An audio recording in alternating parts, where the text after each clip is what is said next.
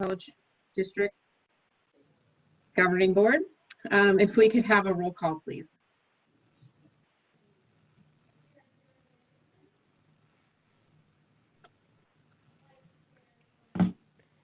You're muted, Joreen.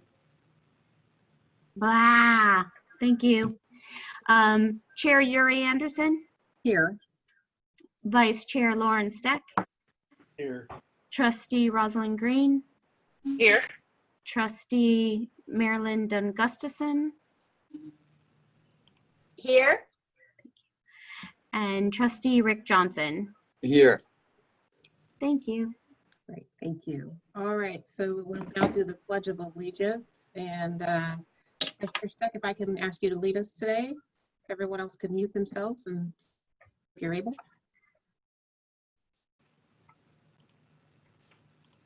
All right. Well, I'm looking at the flag. Well, you can't see me probably.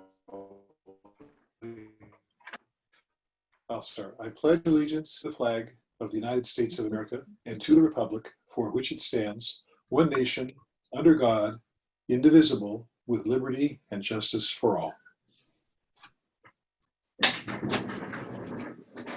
Thank you, Lauren. All right, next on the agenda is item 1C, approval of the agenda. Are there any additions or corrections to the agenda today? Move to approve. All right, motion trustee Steck, Second. Second. second trustee Green. Any discussion on the agenda? If you are joining via Zoom, if you can go to participant tab and then raise your hand, or if you're on the phone, you can use *9 to raise your hand. All right, seeing none, we'll go ahead and have a roll call vote on the motion to approve the agenda. Chair Yuri Anderson, Yes. Vice Chair Lauren Steck, Yes. Trustee Rosalind Green, Aye. Trustee Marilyn Dunn Gustafson, Aye. and Trustee Rick Johnson. Yes. That is unanimous. Thank you. All right, so next on the agenda is recognition, and going to invite, I believe, Lyndon to remarks about the recently passed former coach Chris Pappas, who will observe a moment of silence for this afternoon. Okay, can you hear me, Yuri? I can. Okay. So I just need a minute here. So I was asked to say a few words about Chris Pappas. At last month's board meeting, you heard about his achievements at MPC and how he was respected in our community. I thought it might be appropriate at this time to share some of the words from his colleagues. In 2014, MPC nominated Chris for the CCCAA Hall of Fame, which is the highest honor in the sports world of community college athletics. And these are some of the excerpts from his letters of support for that high honor. First, from Jim Sartoris, who is the commissioner of Southern California football. On a personal level, I've always regarded Chris with admiration. His dedicated work, his ability to get along with people, his genuine concern for the health and welfare of student athletes, and his commitment to sportsmanship, integrity, and ethical conduct in our athletics program has been demonstrated throughout his entire career. Chris is a humble man who has given so much of himself for the good of student athletes without asking for recognition. It's very appropriate that he be chosen for this honor. From Shirley Baskin, who is the commissioner of the Bay Valley Conference. Whatever Chris decides to take on, the cause is much better due to his involvement in it, and he always carries himself with such positivity, yet in such a humble manner. He is a quiet leader, and those who have had the opportunity to interact with him are much better human beings because of Chris. From Dale Murray, who's the Coast Conference Commissioner, which MPC has been a part of since its inception. During the time Chris moved from one area of responsibility to another, one thing remained constant: Chris' soft-spoken, easygoing, professional approach to his role in community college athletics. He could always see the big picture, express that to his peers, and usually achieve consensus without upsetting the people involved. Chris Pappas should be required reading for the young coaches in our system. I can think of no one more deserving. From Carsbia Anderson, Chris is not a complainer, he is a doer. He is a difference maker. He leads by example. He provides tremendous service to this community as well as to the state, not for recognition or recommendation, but because he is committed to youth and trying to make an impact in their lives on and off the field. From Dr. Walter Trively, who was the president at the time. Clearly, Chris Pappas is a man who serves from his heart. His advocacy for athletics in the state and MPC is generally rooted in deeply held convictions and principles. He has devoted his life to changing the lives of young people in positive ways and richly deserves this recognition. And from myself at the time, I've had the pleasure of knowing Chris for most of my life. Having grown up on the Monterey Peninsula, he was one of my youth baseball coaches and later my coach at MPC. For the last 25 years, I've worked beside Chris at MPC, which has allowed me to witness his efforts on behalf of community college students and athletes, not only at our institution, but across the state. His endeavors have been truly selfless, focused solely on student success and the good of the CCAA. Chris's resume is extensive and his list of accomplishments significant, but it is work ethic and passion for community college students that set him apart. Chris has contributed as a coach, instructor, administrator, and retiree. He has been willing to take on complex tasks in all fields with expertise and tireless effort. He has maintained his enthusiasm for the community college mission for 50 years and now close to 60. Our college and the system have been and continue to be the benefactors of his contributions. And then I'll just tell a brief story. And I could tell you many, many stories about Chris. One of the interesting things about him is Chris could cry at the drop of a hat.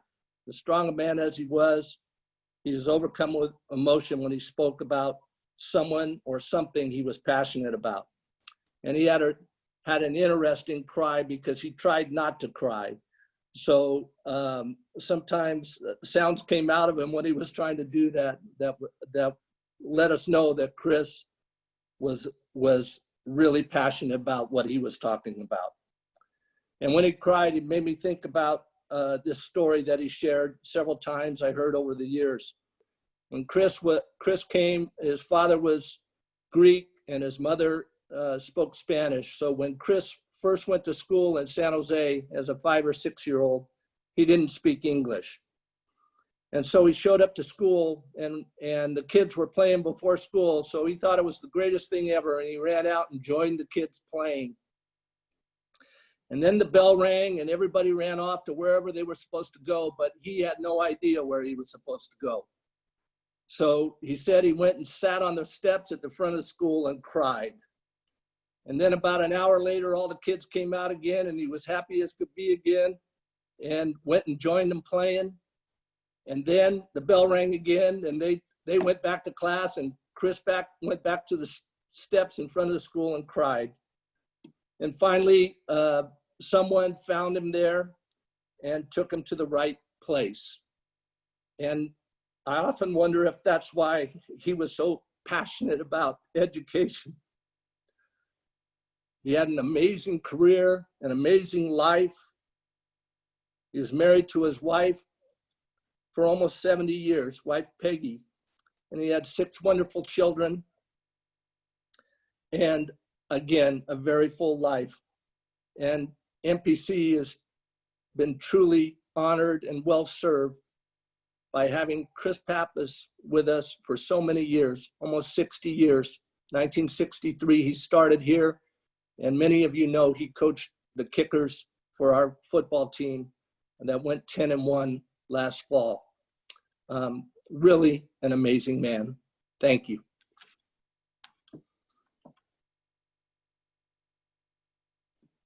Thank you, Lyndon. If everyone could just join me in a moment of silence.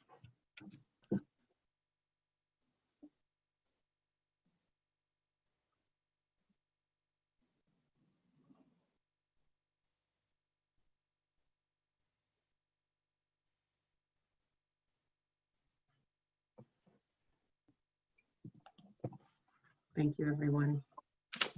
Beautiful of you. Yuri, if I could interrupt a minute, I think it might be appropriate if we remembered Mayor Ralph Rubio, who was an MPC graduate and strong supporter of the college. He also passed away this past week. Thank you, Mary.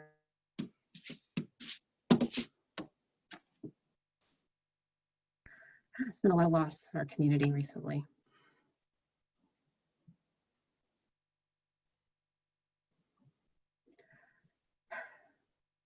To business. They'd want us to do, right? Keep pushing forward, making this the best college and community for all of the students and members. So we'll go to item number 3 on the agenda, which is public comment. And this is going to be for any member of the public who wishes to comment on an item that is not on tonight's agenda. You would have 3 minutes to do so. Before we take it to members of the public, I'll ask Joreen if we had any general public comments submitted that need to be read into the record. No, not for this meeting. Great, thank you. So if anyone would like to make a public comment on an item not on this agenda, if you want to go ahead and raise your hand. Open the floor to you. Star 9 if you're on the phone. All right, seeing none, we will close public comment and move into item number 4, organization and staff reports and presentations. And just so you all know, when I'm looking this way, I have another screen that I have my agenda on. I'm not just trying to show you my profile all the time. So the first one we have is the ASMPC report. Are there any members of the board that have a question or comment on the report? And or is Michelle, or I'm sorry, I mispronounced that. Let me see. Michelle with us this afternoon to add any additional comments to her report.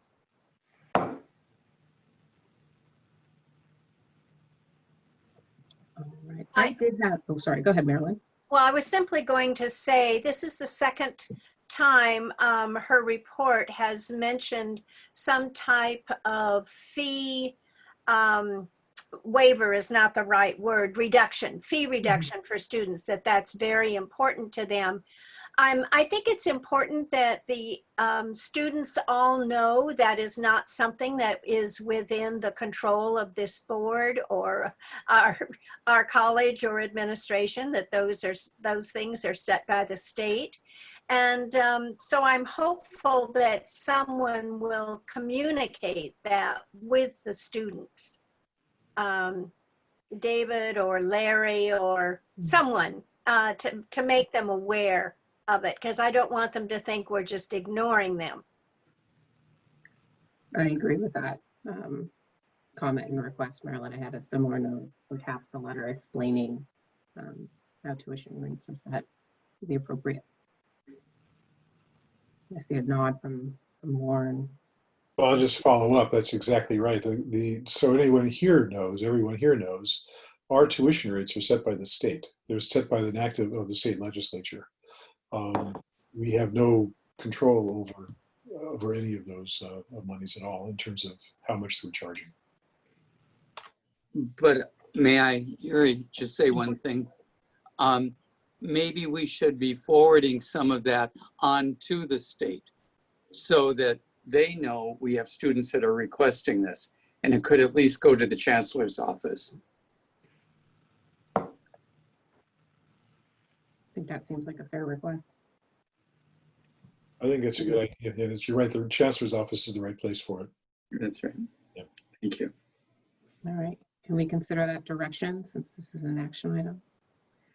I had a question also on the report.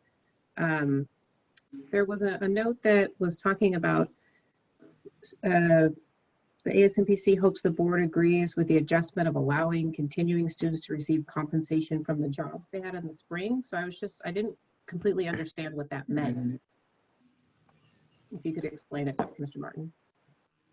Yes, thank you, Chair Anderson. And that is in regards to our student employment. Throughout the spring semester, as we were transitioning to online instruction, we were very flexible in the compensation of our student employees. continuing in many circumstances to compensate them even after we had transitioned to a full online college. As we move forward in the fall semester, we are going to work as hard as we can with our student leadership to get as creative as possible to ensure that we have assignments and we have opportunities for our students to continue their employment. So we look forward to working side by side with our ASMPC leadership to ensure that our students have the ability to access employment opportunities here during the fall semester. Great, thank you.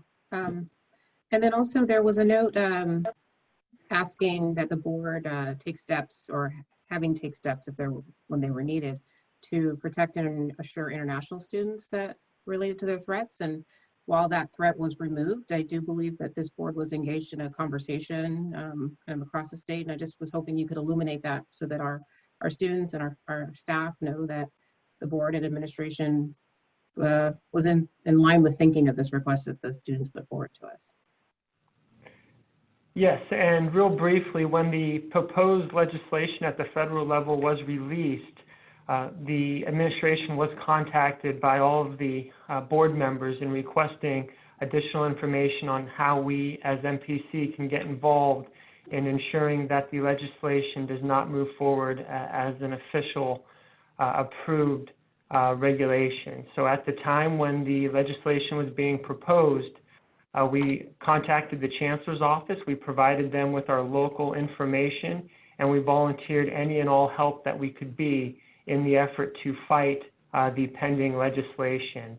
Luckily, the Chancellor's office, in conjunction with the entire system, worked with the Attorney General and was able to defuse the legislation or the proposed legislation before it was passed. So I would like to take a moment, Chair Anderson, and thank the board for their efforts in acting very quickly to ensure that MPC was a part of the discussion, that we were engaging in the process, and we were working with the Chancellor's office to let them know we are here to support the efforts of not only our international students here at MPC, but the international students of our country as well. Thank you. All right, Trustee Dunn-Gustafson, you have your hand up? I do. The other thing that I thought would be really interesting, and I would like to encourage ASMPC to do, the Vice President of Student Services report, Larry Walker's report, is so informative, talking about all of the things going on for the students. So how we can suggest that ASMPC look at that report, read that report, and fully understand how the college is supporting.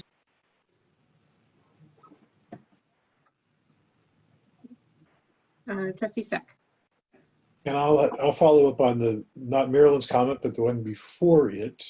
I believe the text of the ASMPC report is something on the order of many ASMPC students contacted some of the international students, implying that there were many other international students who weren't contacted. This is such an unusual time, and there was such an unusual threat. And these people who we're talking about are not people who understand our way of governance as well as the college would. I wonder if it's appropriate for the college to figure out a way to reach out to the international students and let them know that we're here for them. Not just the ASMPC organization, but the college itself. Do we have a list? And if I may. Go ahead, yes. Go ahead. Oh, and if I may, Dr. Stack, I believe that we did. Our student services through our international center did start consolidating a listing of our international students as part of our international program. So I know that that communication was in the works. And as we continue to approach the fall semester, even though the federal proposal has not moved forward, we still want to continue that communication to reaffirm them that they are indeed safe here in their educational pursuits at MPC. Thank you. All right, so if there's no more questions or comments, well, I'll ask if there are any members of the public who would like to make a comment on the ASMPC report. All right, seeing none, we'll deem that report received. Thank you. Next, we'll move to 4B, the Academic Senate report. The report was included in the packet, so we'll look first to, I don't see Adria this evening, but so if there are any board members who had any questions or comments on the report? No? Okay, any members of the public who had a comment on the report from the Academic Senate? All right, seeing none, we'll deem that report received. Thank you. And then we have 4C, MPCEA report, also included in the packet. There's a rep from MPCEA that wanted to add additional comments to their report or questions from the board members on the report.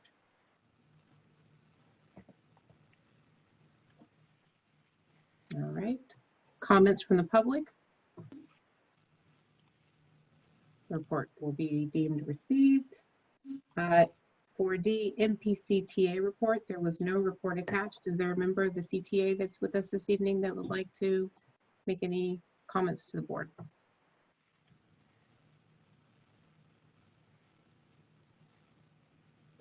No. Okay, we'll move forward then.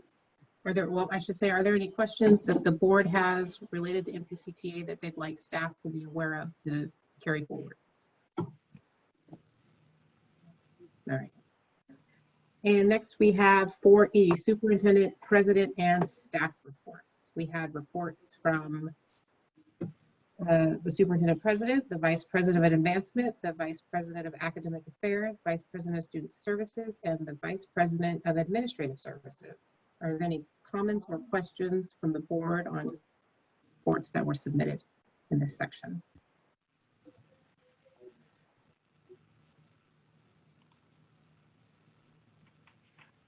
Lauren, go ahead.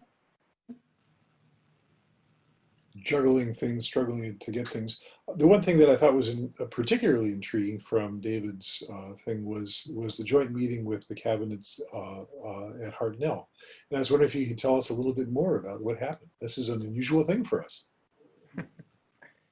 but exciting. And that's a great question, because I would agree, it is not something that community colleges typically engage in, but we were contacted by leadership at Hartnell, and they requested to spend some time with our executive cabinet here at MPC to learn a little bit more about our planning process as we develop the stages to reopen MPC throughout the last several months.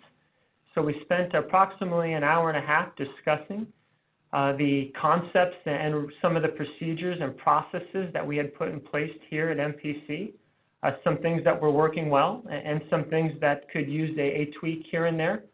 But ultimately, it was a very positive and informative discussion, and it was a great opportunity to cross-collaborate because ultimately we are serving the region together, and that opportunity is something that we both, I think, very much appreciated. And I'd like to say, in a follow-up to that, that's also true at the board level. We might want to meet with the Hartnell board and the Cabrillo board and perhaps the Gavilan board. I think that would be a very useful thing for us to do in these unprecedented times. Right. Chair Anderson, I'd also like to just bring all our attention to the fact that we did receive the deeds for the Mount and Parker Flats site after all these years of waiting for that. And I certainly hope that you've put them in a file where we won't lose them, because we've waited a very long time for that. Have you figured out where to keep them, David? Well, right now we're in the process of making approximately 5,000 photocopies and stashing them in every location physically possible on campus. Thank you.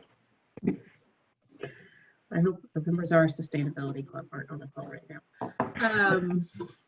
I was interested in a little bit more information around the potential partnership with MPUSD, how that conversation is developing, and any issues that the board might need to be aware of, policy direction or whatnot that would we need to be provided if this looks like something we're going to pursue. Yes, and to elaborate a little bit more on the conversations with MPUSD, the conversations are very preliminary, but very recently the governor identified that counties that have been on the state's watch list for more than 3 consecutive days may not be able to open K through 12 education in the fall. If Monterey County stays on that watch list, MPUSD will ultimately have no choice but to continue their virtual instruction until a date that is not known at this point. The superintendent of MPUSD reached out to MPC to start a conversation in regards to our larger classroom spaces. Being a college campus, we have classroom spaces that are much larger than what would typically be found on a K through 12 campus. So if the MPUSD is in a situation this fall to where face-to-face opportunities are needed for some of their higher risk students, such as their homeless students and foster youth students, they are interested in partnering with MPC to potentially use some of our larger classroom spaces in order to ensure that 6-foot distancing and any additional health measures in regards to physical space can be met. So those conversations, as I mentioned, are in the early stages. The next step in the process would be for MPUSD officials to come on to MPC's campus and give us an idea or a sense as to what exactly they may need in regards to space. And we'll absolutely keep the board updated on the future of those conversations as we move forward. Thank you. Thank you, David. Thanks. Go ahead, Lauren. So I was going to raise this in conjunction with a later action item on the master plan, but you remind me that are all of us that we have a number of facilities now, a bunch of buildings, which are largely classroom spaces, but also some offices. And I imagine our staff are in those offices, but we are heating the entire building. Do you have a sense of how much energy are we spending on keeping essentially vacant buildings warm enough for the staff people who are there? Is there a way of closing off the instructional spaces, for example? Or could there be in the future? And there can be, and I think right now, Dr. Steck, our facilities usage is being monitored very closely by our facilities department. Everything nowadays is accessible electronically, so we can see the building usage in real time at any given point during the day. As we've transitioned to stage 1 of our reopening plan and have a large number of classified folks coming back to campus, I believe we're at a point now where we are almost at full utilization in regards to individual buildings. So we have almost all of our buildings being used for one reason or another every day. But as we continue to go through the fall semester, being mindful of energy usage is something we're absolutely doing. We are, as a governmental agency, locked into standard preset energy rates, so I don't know if there would necessarily be a financial savings to reducing the energy usage, but ultimately being good stewards of our environment and cognizant of our energy usage is something we'll absolutely monitor as we move forward through our facilities department.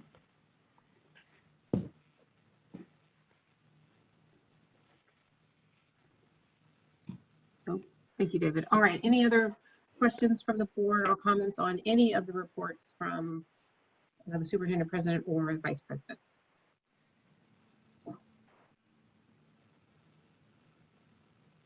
I'm giving Marilyn a second. It looks like she might have something. Go ahead. I just had a couple of things having to do with academic affairs, and that was in talking about AB 705. I am not familiar with the term throughput. Can someone tell me what a throughput is?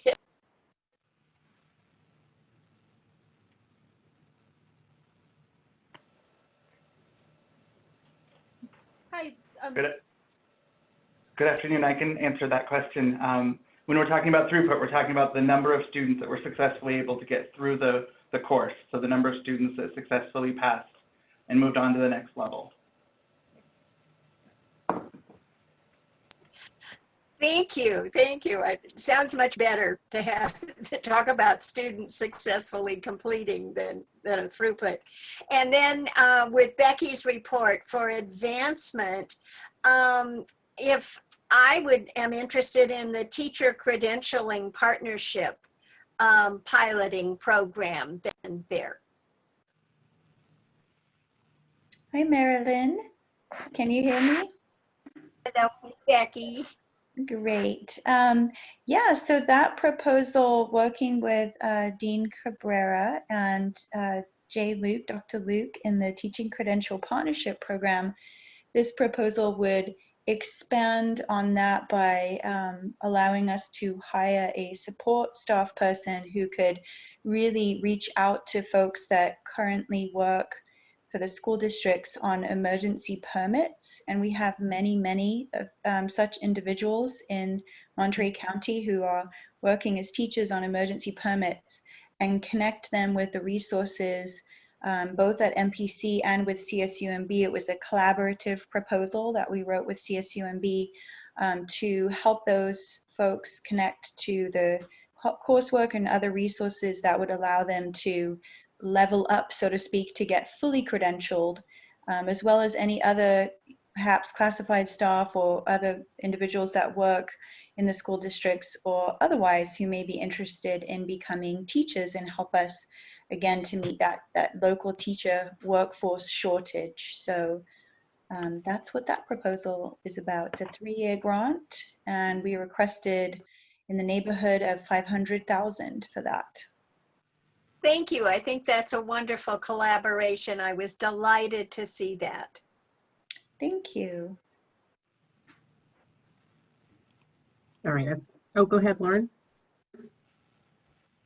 You're on mute.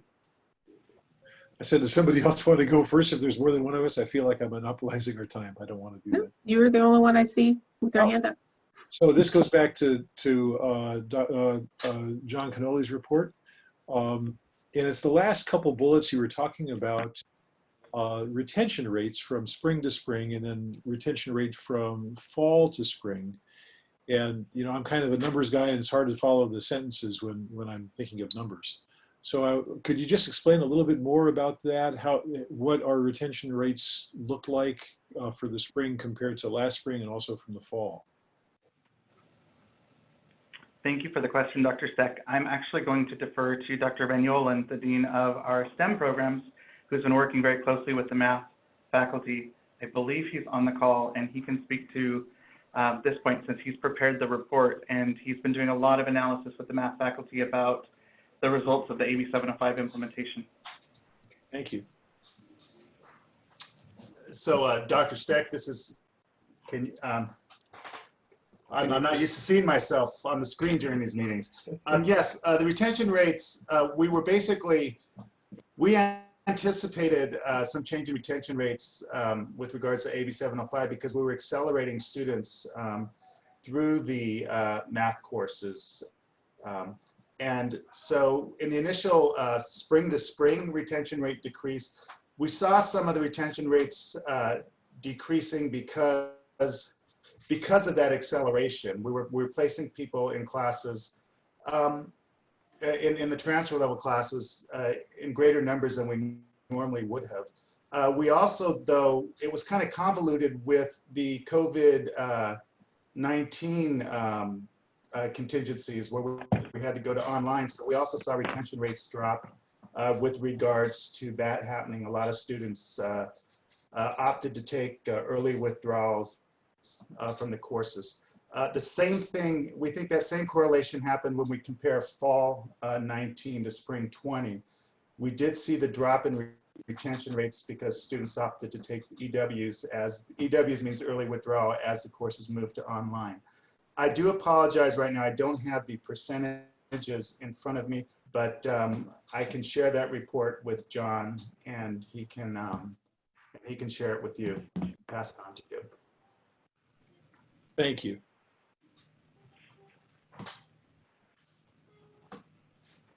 All right, so if no other board members have a question or comment, we will look to the public. If anyone has a comment on the 1, 2, 3, 4, 5 reports that were included in the superintendent, president, and staff reports, item 4E.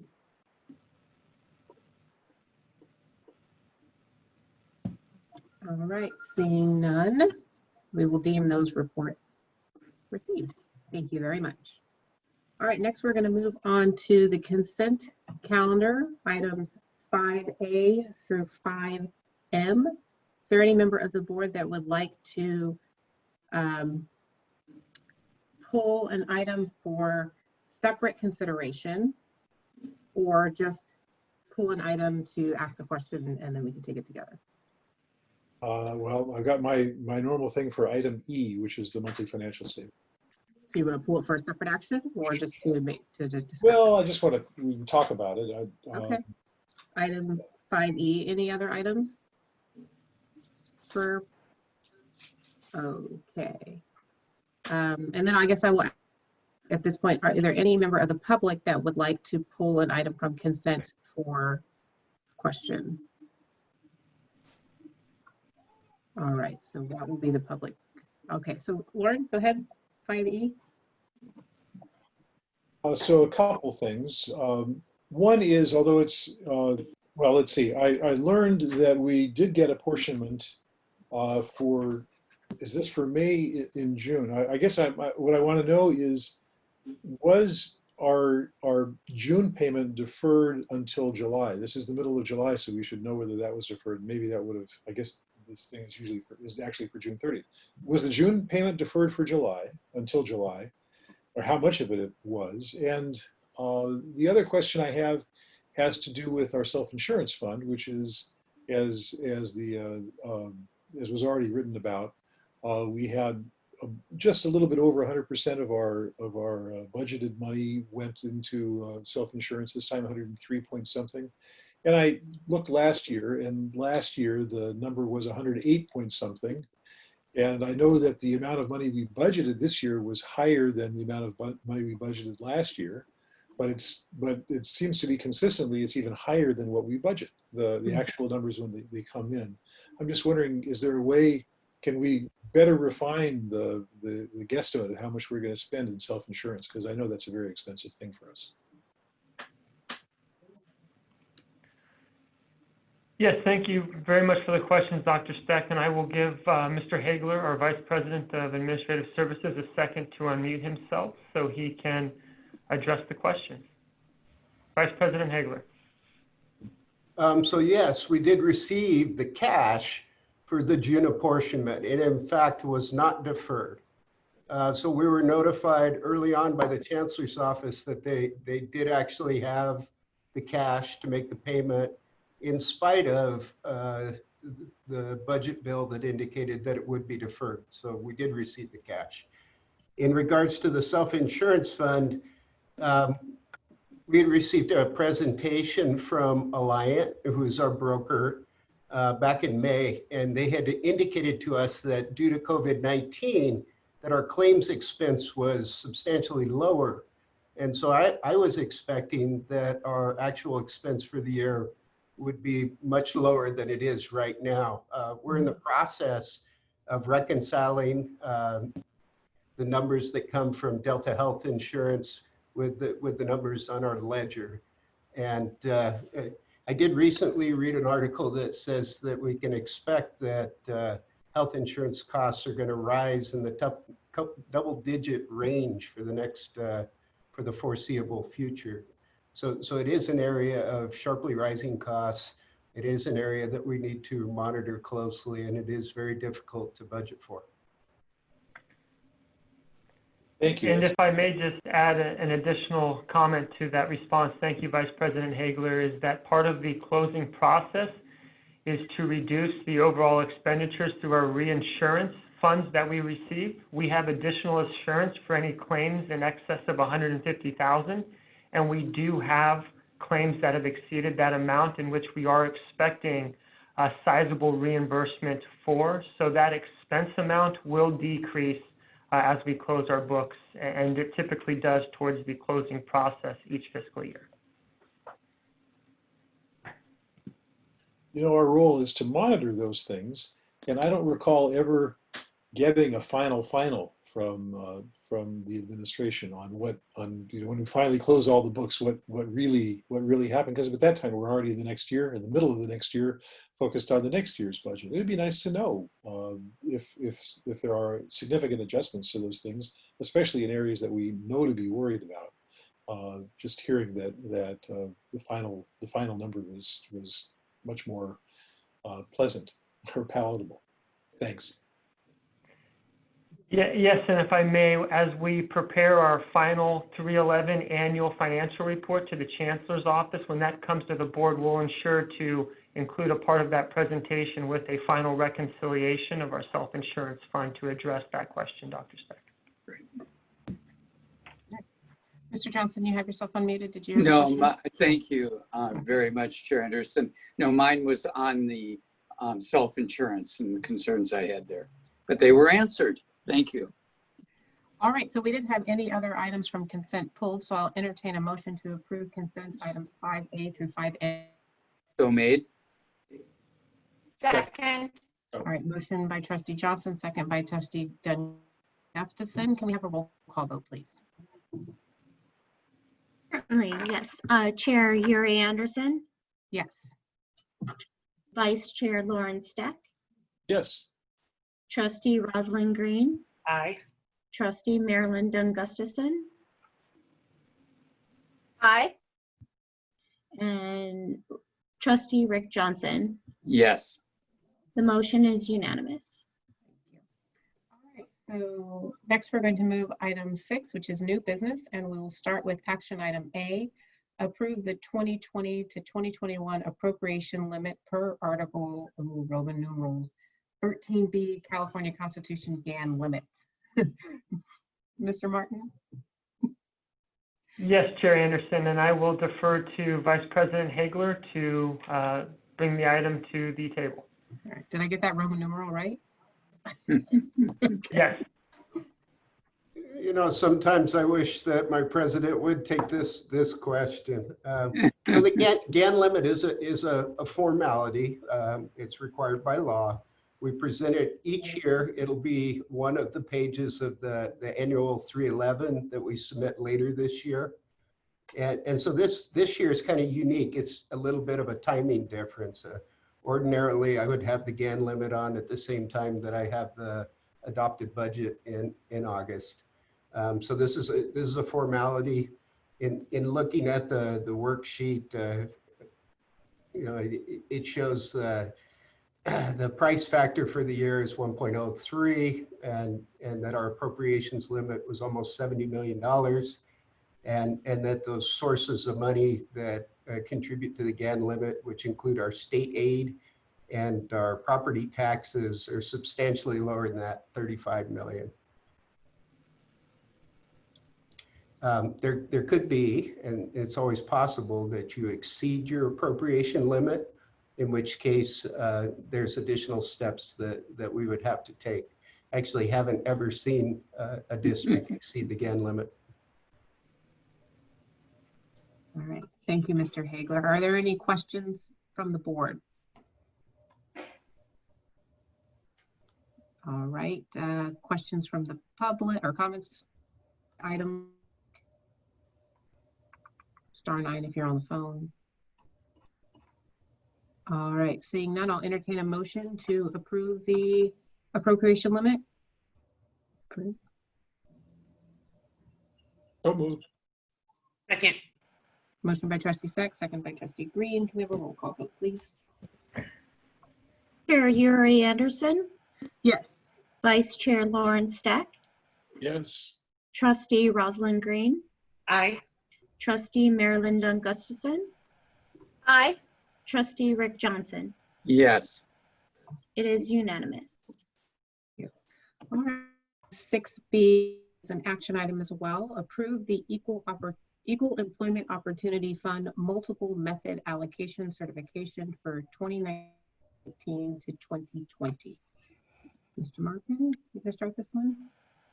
Yes, and I'll give our Acting Director of Human Resources, Ms. Kayla Valentine, a moment to prepare for her brief presentation. But as we close out the 2019-20 fiscal year, MPC did receive EEO funds from the state. And in order for the district to be eligible to receive the EEO funds for the current fiscal year 2021, we are required to submit annually a certification document on how the previous year's funds were spent. So I will pass it off to Mrs. Valentine to do a brief presentation and then entertain any questions the board may have. Thank you, President Martin. Good evening, trustees. As President Martin had mentioned, this is required to maintain our eligibility for EEO funds. The EEO multiple methods form is done annually in the spring. In the background, though, I did provide for context our EEO plan. That is done every 3 years. And then also our expenditure report, which is completed in the fall. Part of the process of our EEO funds method form is to go through each of the requirements. One of those being that we have to have an EEO advisory committee. We have to have a current EEO plan. Our plan is current through 2022. And then also just a little bit of background about EEO funds in general. So we have been receiving since 2016 approximately $50,000. Before that time in 2016, we received approximately $5,000. So the Chancellor's Office has definitely increased those funds, and along with that has some requirements in order to be maintaining and receiving those funds in the fall. Part of what we do as the EEO Advisory Committee is then we decide things that are eligible for funding. So for example, sponsoring a Flex Day committee, sponsoring, for example, we sponsored a MOJA in the Summer Institute that they had first instituted to become eligible to be an emoji community. But some of the things that are different this year in the EEO multiple methods is that President Martin and Dr. Cannoli also have been working with Academic Senate. When we did our full-time faculty hirings this year, we got Dr. Brian Corpenine from Cal State Monterey Bay to come and present specifically for our full-time faculty searches. And I think we're finding that that has worked very well for us to provide opportunities for staff to get together. We were also hoping, Diego and I were working together as Lakeisha to do coffees and conversations and just provide more opportunities for training and discussion that can happen continuously throughout the semester. And I look forward to having those conversations with the EEO Advisory Committee in the fall once that committee reconvenes to enhance our training and professional development. So at this point in time, I would ask if any of the Board of Trustees have any questions regarding the plan that was presented or the certification form. Question from board members? I had a question, Kayla. So in the certification, it talks about we have multiple methods, and one of the methods is 5 procedures for addressing diversity throughout hiring steps and levels. And I was just wondering about any new opportunities you see coming before the board and the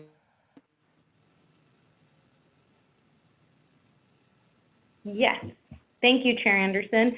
So there are opportunities that we have, and we are constantly reviewing methods. So examples could be a search committee may say, how do we look to increase diversity throughout the process? And one of the options that has been presented to us by our applicant tracking system, NeoGov, is that there is an option for us to indicate that we want personal information hidden.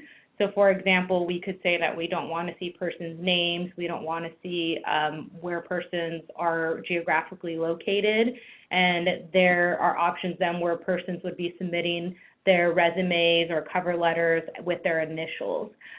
While I'm very excited about the opportunity that the applicant tracking system is now giving us the option, it is summertime. And so one of the things that does not happen during this time is the EEO Advisory Committee does not meet during the summer. So I would be interested in presenting this to the EEO Advisory Committee in the fall.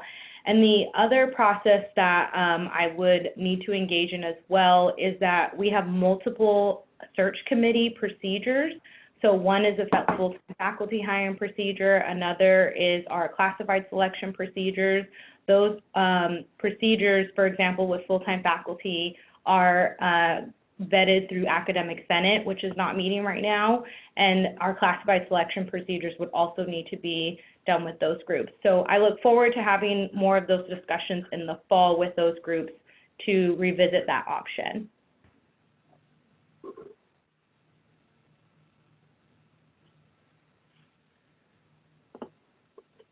Thank you very much, Kayla, for that response. And I do believe we may have lost Chair Anderson due to connectivity. I did get booted by my internet, sorry.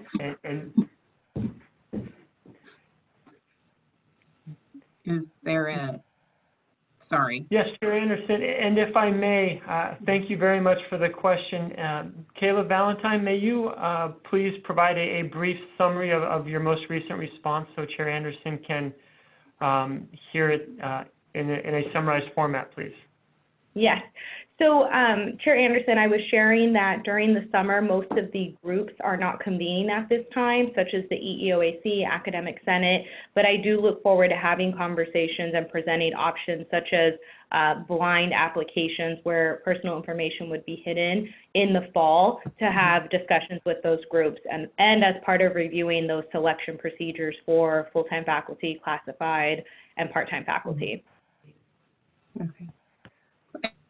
Yes, I think that I appreciate that answer, and we have an active search going on with this board right now, and so it seems like it would be something that we would either want to talk about at the board level or at the committee search level for the superintendent president, this issue of PII, because there are a number of research studies that have shown how the masking of personal identification information actually helps increase your diversity in your applicant pools. And so thinking about equal opportunity and this particular method, it seems like an important opportunity for us to be thinking about related to our superintendent. Now, there's a meta-analysis that looked from 1998 to 2017 about how different names and how they present related to people's perceptions of race actually impact or don't, and have found that there has been really no discrimination of people of color in searching based on names in that time. So it's just as likely that somebody whose name is John Smith will be perceived as one way as it is somebody whose name is LeBron James will be perceived as being African American, and that actually does impact hiring decisions. So I'm hoping that we can have a conversation about this with the board or the superintendent's president search committee.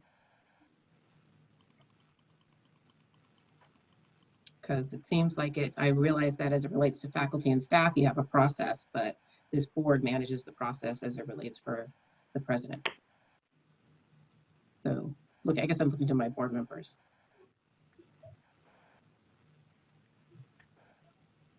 Did we lose Rick? No, he just has his camera turned around. His camera turned the other way. So You're asking if we would like to have a conversation about some sort of blind evaluations for our candidates. Mm-hmm. Yeah, I think it's a great idea. Yeah, I agree with that. And I'm kind of surprised we weren't already. Yeah, I actually gave a thumbs up reaction while you were talking to show that I was in agreement as well. So this, I guess the question is, how do we have that? Can we have that conversation now? We can't, it's not agendized as a formal action. I don't know if we need it to be, or if we just say, you know, for our process that we would. Yeah, I think the chair of the committee and the vice chair of the committee have a great deal of latitude in determining how the process goes, and that's well within your purview, and I'd support it. And I think all we're doing is giving guidance, and I certainly support that too. But it's not an action item. Okay, so thank you. Marilyn, did you want to say anything? No, I was just interested in the discussion because when the issue was first brought to our attention, I didn't know how I felt about it. And I find it, I didn't know if it was an advantage or a disadvantage to have a blind candidate as far as being unbiased and unjudgmental, if you will. So I'm very happy to hear the discussion that was just held because I really didn't have a strong feeling one way or the other. So this has been very informative. Thank you. And Yuri and I'll take that back. Great. All right, so are there any other questions from board members on the report that's before us for approval? All right, are there comments on the Equal Employment Opportunity Fund Multiple Methods Allocation Certificate item from the public? You can raise your hand using the blue hand, or you can press *9. All right, seeing none, I'll entertain a motion to approve the action item. So moved. Second. Motion by Trustee Johnson, second by Trustee Dunn Gustafson. All in favor? Or I'm sorry, roll call vote, please. Chair Yuri Anderson, Yes. Vice Chair Lauren Stack, Yes. Trustee Rosalind Green, Aye. Trustee Marilyn Dunn Gustafson, Aye. Trustee Rick Johnson. Aye. The motion is unanimous. Thank you. All right, we are going to go to item 6C, action approval of the 2020 to 2025 Facilities and Technology Master Plan. Mr. Martin, you going to start or? Yeah. Yes, and this is the second reading of the final draft of the 2025 Facilities and Technology Master Plan. We did do a comprehensive presentation at the last board meeting, so we have just a couple of brief comments and would be happy to address any questions that the board may have. But this evening, the board is asked to approve the 5-year Facilities and Technology Master Plan. This plan is a required plan for all educational entities per California Education Code. And really is the tailing plan or an additional component to the 5-year educational master plan that the board approved last fall. The plan that's in front of the board went through an entire process of collaboration that included almost all campus-wide committees. I would like to take a moment and recognize 2 individuals who went above and beyond in helping the district prepare and finalize the report to make it look and read the way that it does. I would like to take a moment to recognize Jeannie Kim McPherson, full-time faculty in our English department, as well as Diane Boynton, our new permanent Dean of Liberal Arts. We are very thankful for their hard and dedicated work providing a level of expertise that really helped take the plan to the next level. I'd also like to take a moment and recognize Kristen Darkin for her wonderful efforts in making the plan visually appealing as opposed to a Word document that it was given to her in. So thank you, Kristen, for your work on the plan.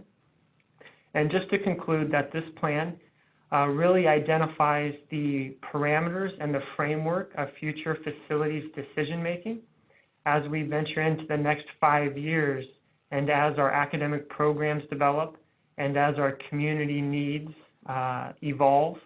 We want to make sure that we have a plan that is nimble, that is flexible, and really allows the district to prioritize the needs of not only the campus, but the community in a way that is clear and transparent and meaningful. So we think that this plan does that, and we are excited to present it to the board this evening for a second read and potential consideration of approval. With that, I'd be happy to answer any questions.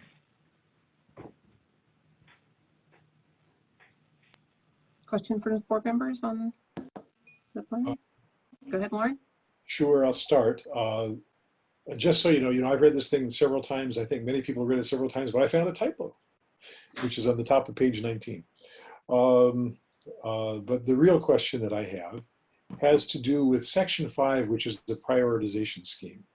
We are very careful about the levels of priorities, with I think A being the top level, that's for safety. What's not in here, and I understand why it wouldn't be in here, but can you spend some time just letting us know how many projects are fitting into Category A, and what's the dollar amount for the Category A, the safety projects? Same true for same thing for Category B. Do you have any initial assessments or guesses about how big these things are? Sure. And at this point, the facilities condition assessment that was performed last fall and in the early spring is being finalized, and that document will really provide those estimates to the college in more of a definitive amount. So I don't have the specific dollar amount today, but ultimately the health and safety bucket, shall we say, or Category A, is governed by California building codes. So they identify through DSA guidance what is the minimum requirements for a building to be considered safe for public education. So as we asked the architects the last several months to really go under the hood of our facilities to identify areas that may not meet the categories of health and safety, that list has been preliminary consolidated, and we look forward to presenting it at a future meeting. One of the items that is beneficial in having a plan that identifies the framework for decision making is that over the next 5 years, we may have situations where buildings are considered safe today, but may not be considered safe 4 or 5 years from now. So instead of locking us into specific projects today as the times will evolve over the next 5 years, having this as a general category allows us to be nimble and identify safety projects as we move forward in the next 5 years and prioritize them with funding. I asked the question because I know the next item we're going to be talking about is the consideration of a bond issue, and the bond issue is there to provide funding to solve all kinds of problems that we have. It'd be nice to know before we vote on the bond issue just what the scope of our deficiencies currently is. That's all. That's what I was asking. And if I may, I do have an idea in regards to the total dollar amount. The document is being prepared and finalized, but we do have, at this point in time, through a facilities condition assessment, an estimated cost of approximately $175 million over the next 20 years to maintain the existing facilities as they stand today. A term that is commonly used for that in our system is total cost of ownership. So the preliminary amount, which is being finalized now, is approximately $175 million, and we will have official architectural documents at a later date to support that number in more detail. May I ask one more follow-up question? Do you have any idea when that document will be ready? Will it be ready before our August 7th deadline for putting this on the ballot, the bond issue on the ballot? It could be, yes.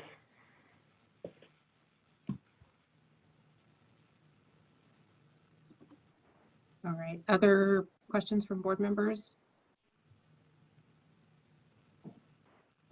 All right, we'll look for comments from the public on the Facilities and Technology Master Plan.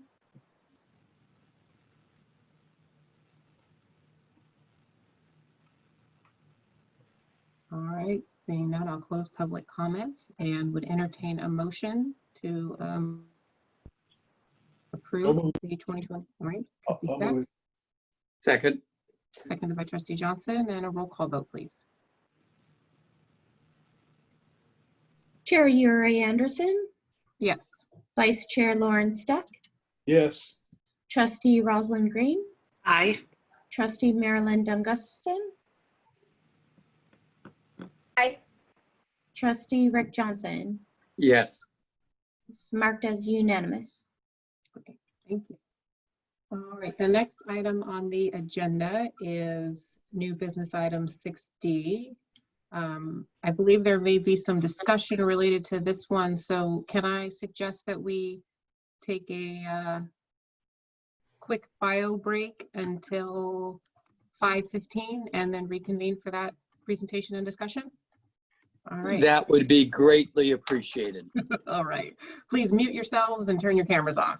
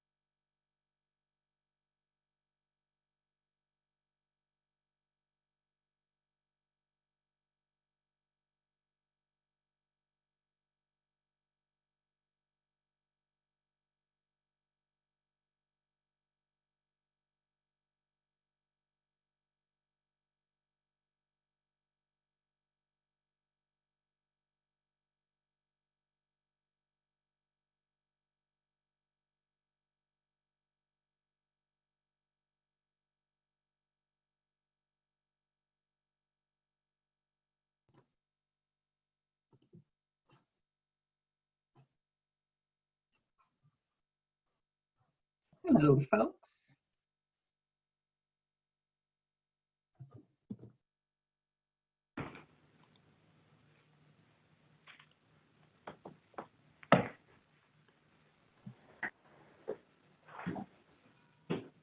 All right. Marilyn and Rosalind, you want to give a wave? Let us know if you're behind those beautiful pictures. There you go. That's Rosalind. I'm There. back. There she is. That's a great bridge you're sitting in front of. See, and Rick was there and then he hit himself because I guess he just wants to hear me say handsome, very handsome in that photograph.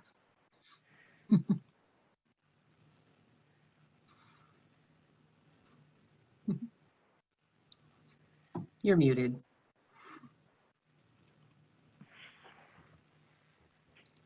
You're talking to yourself, Rick.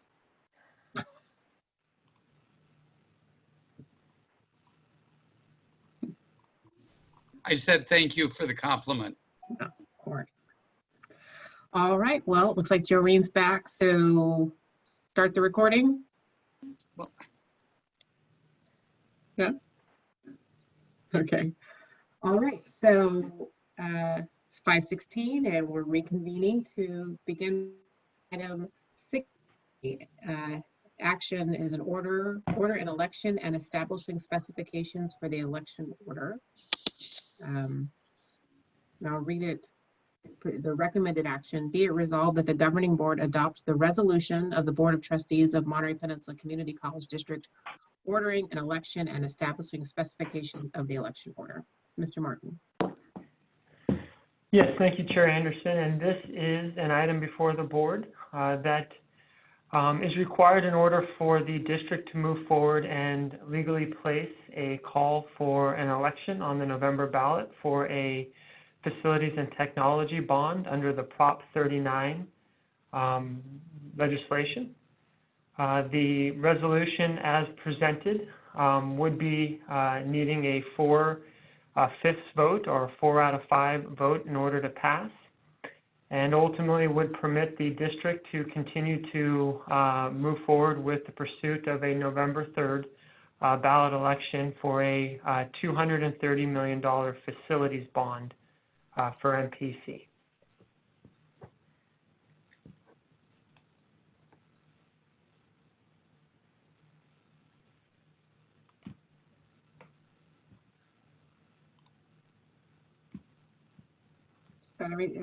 That's it, David?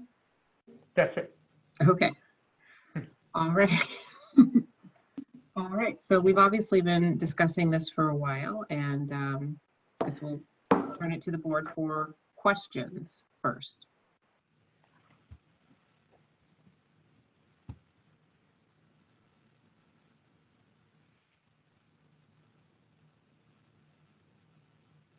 No questions from the board, or Lauren, are you not finding your unmute?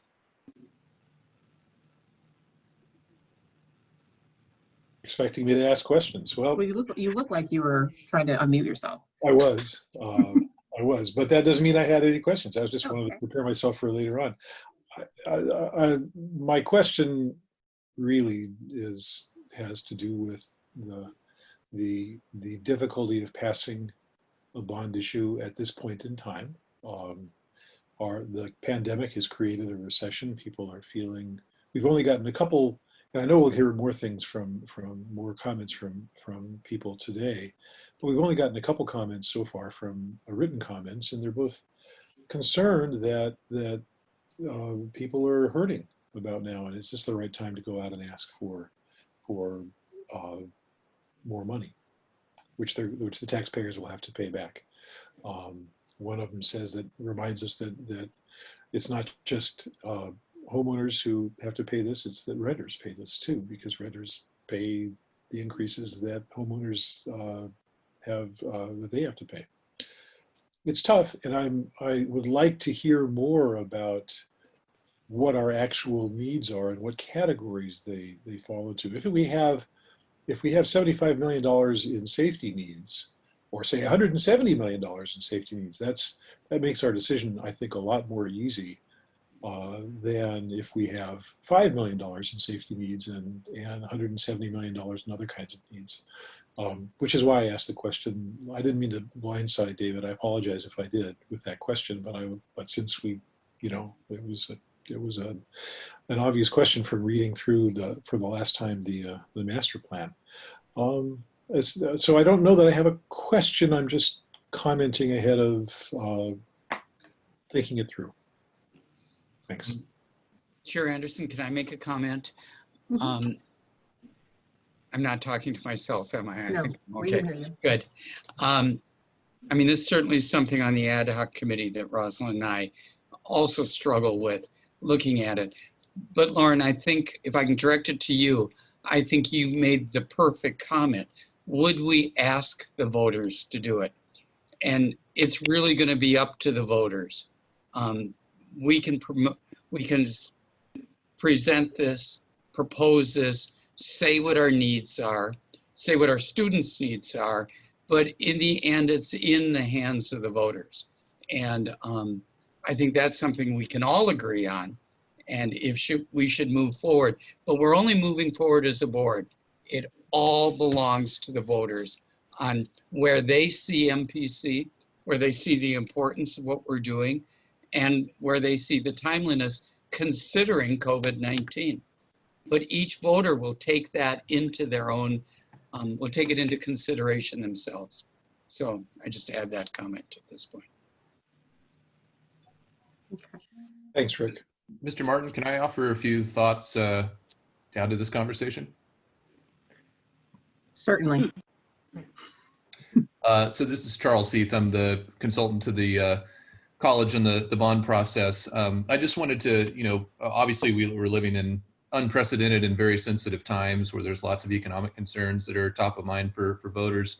And that's one of the reasons why we proceeded with this process very carefully. And before we, seriously entertained placing a bond measure on the November ballot, we conducted a scientifically representative survey of the voters in your community and basically posed the question to them. So, we didn't go down this path if we thought that it just, wasn't the right time.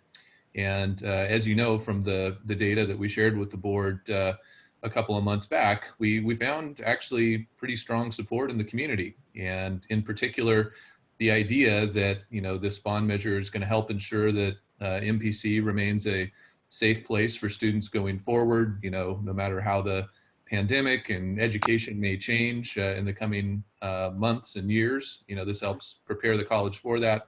And voters also really responded to the idea that MPC serves as an economic engine for the region, right? You help prepare students that go into the workforce and help local businesses thrive. And also, this proposal in and of itself will interject, tens of millions of, if not hundreds of millions of dollars into the local economy and create construction jobs. And so, we asked those questions ahead of time. And so I feel comfortable that we've done our due diligence to make sure that, we're heading down what is potentially a fruitful path. But as Mr. Johnson says, ultimately it's the voters' decision to make. The college doesn't have the ability to impose a bond measure on the community. All you can do is give the community an option to consider it. And I think we've taken a thoughtful approach to that. We're educating and informing the public about what's at stake and the master planning process and all the due diligence that's gone into preparing this measure. So I feel like we've asked and answered those questions in preparation for this decision. Thank you, Mr. Heath. All right, so if there are no other questions from the board at this time, we'll start public comment and then we'll have a discussion. So each member of the public will have 3 minutes to make a comment to the board. And I think Joanne's going to put a timer up on the screen for us. And the first, if you are joining via Zoom, go to Participants tab and then by your name or at the bottom of the screen, you should see something that says raise hand, if you could do that. If you're calling in, you can press *9 to let us know that you would like to, it will indicate your hand is raised and then we'll call on folks. So the first hand I see is from Mr. Rick Hewer. So you should be able to unmute yourself and make your comment. Greetings, members of the board. My name is Rick Hoyer. I'm president of the Monterey Peninsula Taxpayers Association. I've got a number of different comments to make related to this. First of all, I think in some ways you all are tone deaf concerning what's going on currently out there in the public. And yes, while Mr. Johnson indicates the public will ultimately decide, but it also reflects on the character of the district itself, that you're actually going out for the max amount possible at a time when people are concerned about losing their houses, being kicked out of where they're renting, and every penny matters. To us, the issue is, among other things, the size of the bond.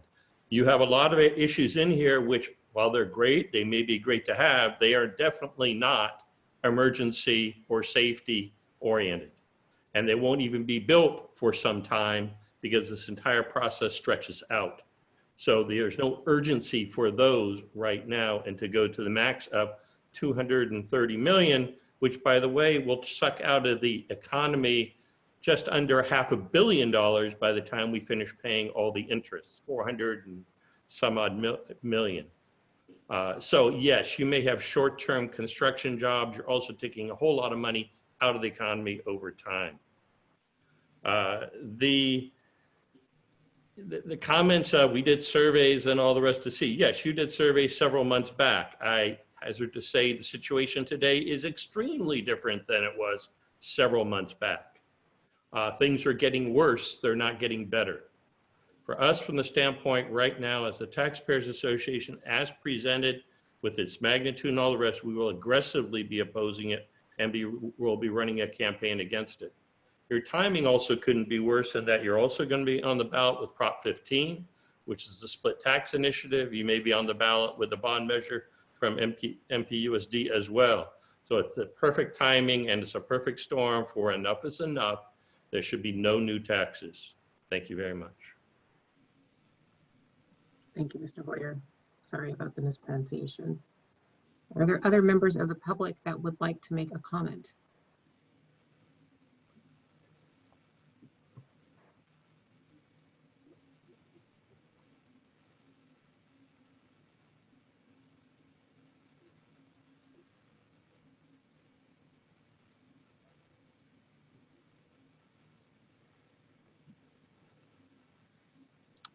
All right, I am not seeing any hands, so I will close public comment, but just as Dr. Steck mentioned earlier, we did receive 2 comments in advance via email. I want to make sure folks know that those are included in the record, one from Mitzi Dallas and also one from Julie Dalton, both indicating a lack of support for the board pursuing a bond measure at this time. So bring this back to the board for discussion. I'll ask a question first and clarification. So we have in the past talked about the magnitude of the bond that we might pursue, and can you remind the board how we got to this particular potential amount for the bond? Yes, and thank you very much for that question, Chair Anderson. The maximum amount allowed per regulations is $25 per 100,000 of assessment. That amount was not pursued at any point during this process from MPC and or explored as part of future planning. We have decided that based on our needs and based on the projects that we hope to accomplish, to use a $18 per 100,000 assessment, which would ultimately generate $230 million of available bond proceeds. So we are $7 per 100,000 of assessment below the maximum amount allowable per regulations. Thank you. And how is that right sized to what our needs are? Or is it not? No, and the great question, it is right sized to our needs. So what we did is we took our $175 million facility condition assessment and projected that that will be our facility needs over the next 20 plus years. We also looked at several of the flagship projects that we will be looking at in regards to potentially expanding the Marina Education Center, as well as providing a comprehensive public safety training center for our first responders on the Fort Ord lands that the district is in the process of receiving. Those two additional projects would make up the difference of the amount between the 230 and our facilities condition assessment of 170. Thank you. Any questions or comments from other board members? Trustee Steck? This is a time when interest rates are quite low. I know that we don't have anyone who's in the bond business here, but perhaps our consultant can give us just a guesstimate also of what kind of interest rates we're looking at if we go out in the near future with the, you know, after November, presuming the interest rates don't change between now and then. Yeah, there's a couple of factors there. One, certainly interest rates are at historic lows. I'm not a financial advisor, so I can't quote numbers and quantify for you what those savings might look like, but just in general terms, there's certainly an opportunity to secure a good deal for taxpayers by issuing your bonds in a favorable interest rate environment. The other issue is I've heard from you know, the facilities directors at a number of community college districts and school districts recently that they're seeing an unusual amount of competition for the jobs that they're putting out into the market right now because a lot of the private sector work is dried up. It's helping to drive costs down for public sector projects. So I think similarly in the near term, there's an opportunity to not only create some economic stimulus, but also to probably complete these projects at a lower cost than you could in a more competitive construction environment.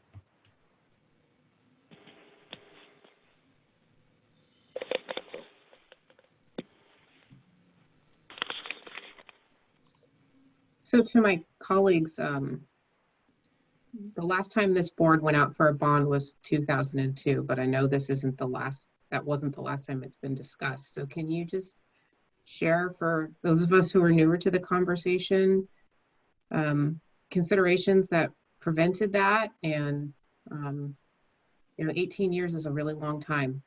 And I'm concerned about how do we keep our college and our district moving forward if we don't begin to seek co-investment from the community. Well, I'm happy to jump in. 18 years ago, these 18 years have passed really fast. And when the idea of another bond came forward, I said, what? We just had one. And I was reminded the fact that very few of us are using the same computer that we did 18 years ago. Technology has changed, needs have changed. We finally have that wonderful property at Fort Ord, and we have promised the community and promised our public safety personnel that we would develop that for them. Why we didn't do this 2 years ago, we carefully considered it. The need was there. What we didn't feel we had was a consensus within the campus community. At that time, we did not have a contract with CTA. And the priority was to, I think, get that resolved before we went to the community. We needed to go to the community with a unified face and a unified message. I think we knew that in order to pass a bond, it takes everyone campus-wide, everyone being supportive and everyone doing their part to positively impact a favorable outcome for an election like this. And I don't think we had that 2 years ago. And I believe we do have that now. I think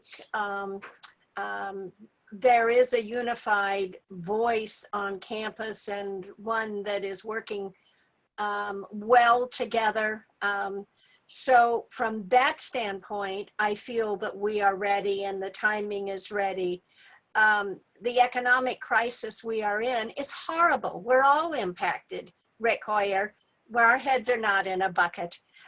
We all know, and each and every one of us is impacted by this. I respect the fact that Rick has been a champion for the Taxpayers Association for as long as I've known him, which is closer to 30 years. And his message has been consistent over the years, and he is an advocate for that position and that philosophy. And so it is a horrible time, and it is not a good time to be asking anyone for money. But as Rick said, that'll be an individual decision that people will be able to make as they sit within their home and they mark their ballot. Can I afford to do this? As much as I love MPC, is this something that's within my capacity to do? So we do hear you, Rick.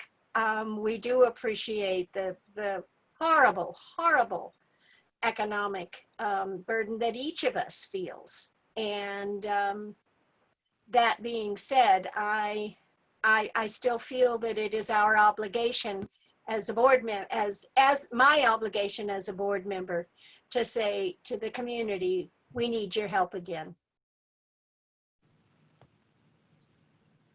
May I join in here? I also think that I think there's a couple of things we need to really be clear on, and trust me, working with the Business Association, I am seeing the results of the COVID-19 times very dearly all day as I talk to people. But MPC, I want to say, is a very positive force in our community. And I think that actually our enrollments are showing that during this hard and difficult time, MPC is something that is treasured in the community and is looked at for the future of our students. And I think that I think when people really look at this, and they may not, but when they look at it and realize, as opposed to a sales tax or other kinds of taxes that come on you, this is based, one, on the assessed value of your home. And for us old people that bought our homes long ago, that number is probably smaller than others, for others. But I think in general, it'll come out for assessed values at less than $100 per year per household. And I think that investment in MPC will be something that strikes home with people. And again, we're seeing that in enrollments. We're seeing the value that people put into MPC. And I really think we need to test that and go forward with the bond measure and see where the community comes. It's as easy as voting no on it if people don't agree. And I think there will be people who don't agree. But let's put it out there and see.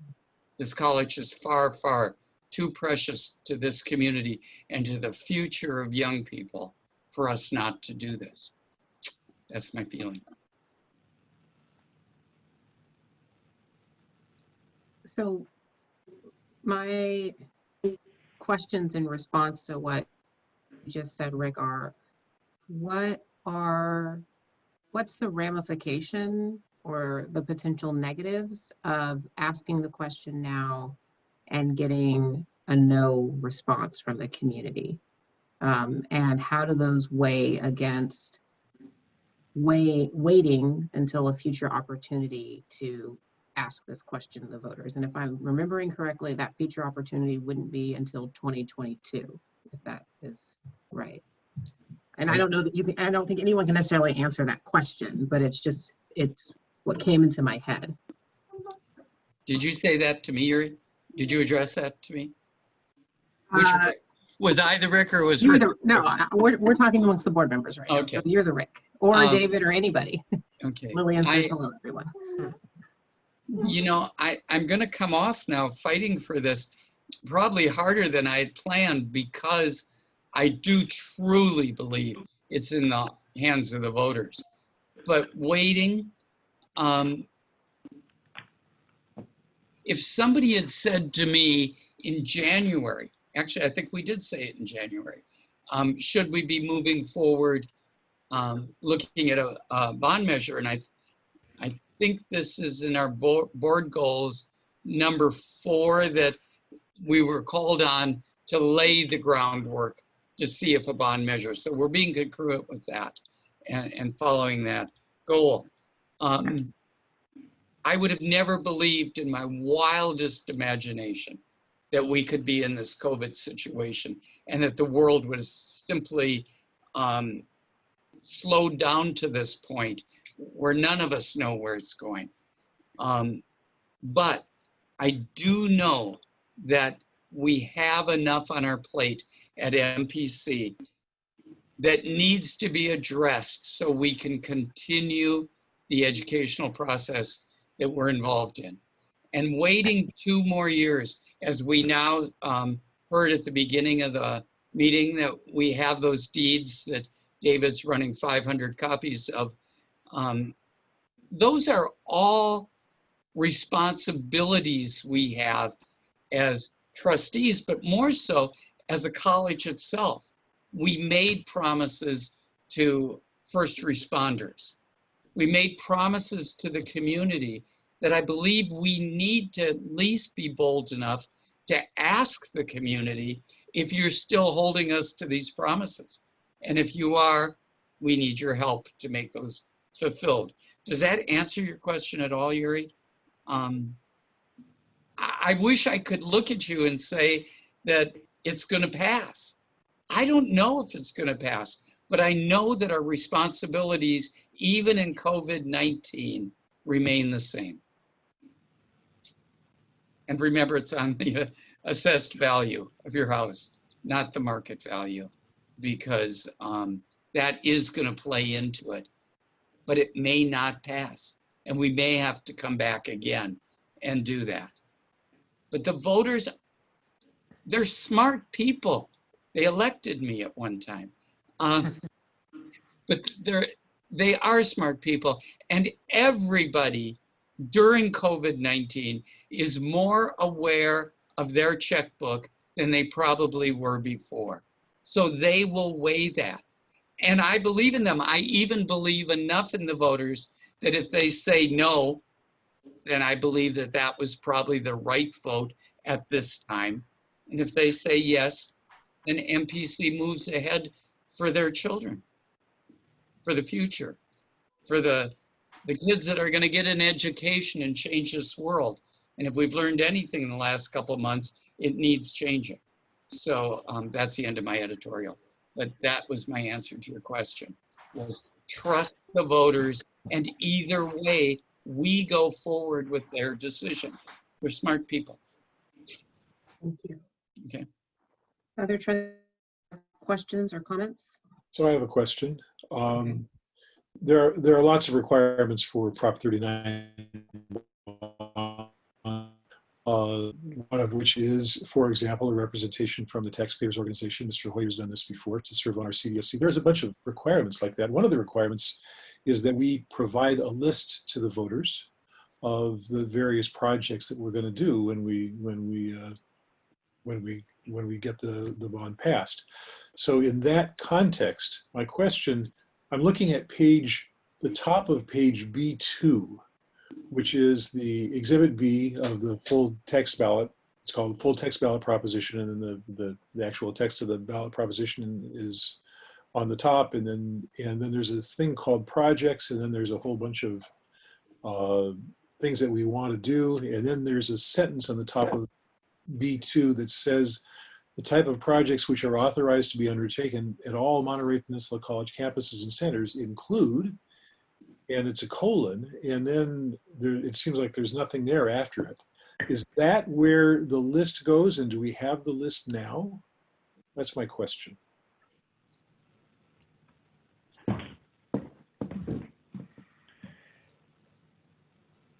And thank you for that question, Dr. Steck, and I can jump in and try and provide some additional context in regards to the ballot language itself.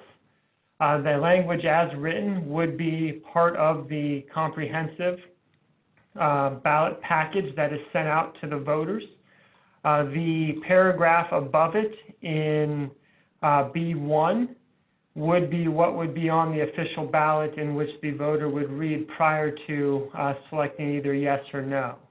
The projects below are projects that are outlined as part of the polling results, as well as additional needs for MPC. But in regards to specific identifiable projects, I do not believe that they need to be included individually in item B2 that you are referencing.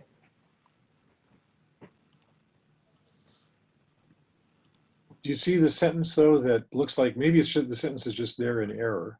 It's a sentence that ends with a colon, and it says, you know, I have to go back and read it, but it says, the types of projects which are authorized include, and then there's nothing. Does that, it sounds like there's something missing, is I guess what I'm saying.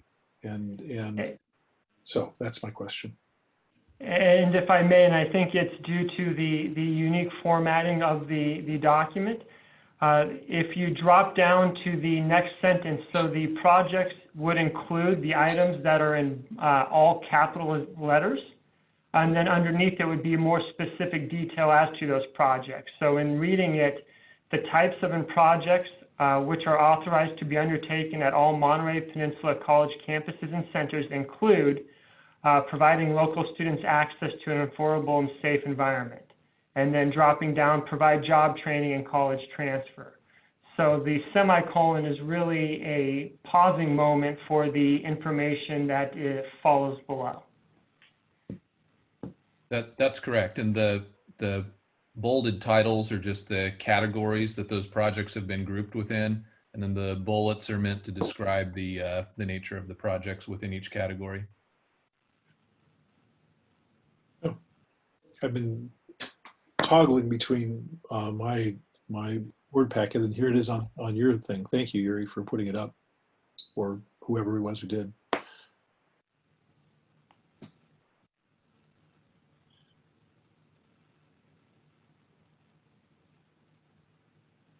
So we're at a place where we're asked to support this or not at this moment in time. Maybe we don't need a clearer list than what we have, and of course that's the bond council's job, I guess, to write that thing. But we don't have, as of today, the list of what we think needs to be done, and that's the pertains to the question that I asked earlier about the master plan. Is there? I don't want to wait 2 years. I understand the concept of 2 years. But I would feel so much better if we had just a little bit more information about what our project list looks like, even if the project list we're going to give to the voters is this. Is there any appetite on this board for tabling this for a few days until we get the document that David was telling us about? I'm okay with further discussion of it, but I did want to make just a brief comment.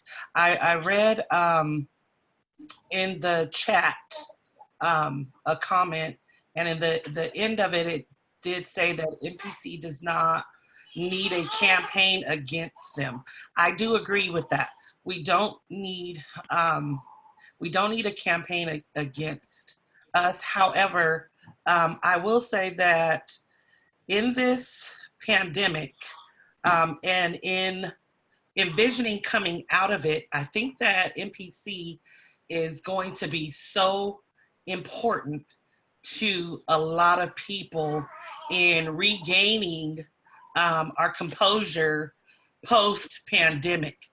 And so I don't want to see us not move forward and be in a bigger crisis when our population grows, because people are going to need us more, you know, after this state of emergency than we're seeing now. And so with Rick, you know, we've met a few times in discussing it, and I agree that, you know, it's really in the hands of the voters. And I think that it's also, you know, a area where people have to search their heart and really understand that it's not a huge disparity going out on the limb to support the community college in our community. And so I just wanted to add that little bit to it, the conversation. Thank you. David, can I ask you, if we waited a week on this and we met again just to do this, would we have some numbers? We could, and I think, you know, it's the presentation of an operational document, so we could absolutely put together a brief presentation on some of the facilities needs that have been identified through that process. I think perhaps it would scare me to go out on a bond at any time if the board wasn't unified in their feelings on it. And if we can get some more information and we delay our vote for 5 or 7 days or whatever, I know I'd be comfortable with that. Would others? I know Lauren would, because you brought it up. But I think it's important that whatever direction we go, even if we decide not to do it, that we do that as a unified voice of trustees. And I wouldn't want anyone to think by any means that we're taking this lightly during the COVID-19 pandemic, because it's quite the opposite. But I agree with Rosalind. We are going to survive this, and when we go forward, MPC's got to be in a position to move forward decisively. But if that's waiting a few days to get a few more numbers, by all means, I would suggest that. I could be comfortable with that as well. I think as long as we understand that the numbers that are likely to come forward aren't necessarily the specific project list and the specific order that we would be pursuing. Because when I'm looking at the projects here, I mean, we're talking about foundational stuff, leaky roofs and asbestos and computer systems. So I don't think that and I would get worried about folks saying, okay, it's this building that's getting built or whatnot. I mean, this is really making sure our house can be lived in by our students and our faculty and our staff. So if we can get some of those numbers and have a sense of what some of those projects look like, but there needs to be, for me, a clear understanding that that's not setting the list of what's going to get worked on in any order. But it may be in general terms of this is about technology and this is about safety. And those kinds of numbers may be enough to direct us. Do you think, Yuri? Yeah, and I'm looking at Lauren too, because I know this is, I agree. I think if we're going to do this at this time, the strength and coming together as a full board to support putting this on the ballot is important, because it's going to also, while we are not using any district resources, take our individual commitment as board members to go out there and stomp for this thing. So I want people to feel like they can do that. And also, Charles, are you still around? Sure. Because there were a lot, the 2 letters we received in opposition to it, which were very sincere letters and made good points. I also think that we got quite a bit of information back from the mailer. And I was actually quite amazed at how positive that was towards it. Am I right on that, Charles?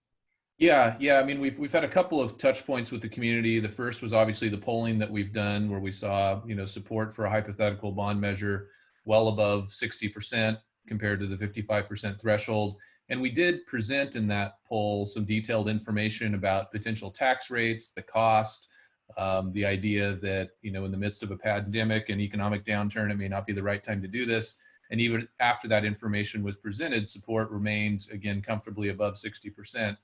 Then we also recently sent an informational mailer to the community that had a tear-off reply card, and also had an online survey option available to folks that was advertised.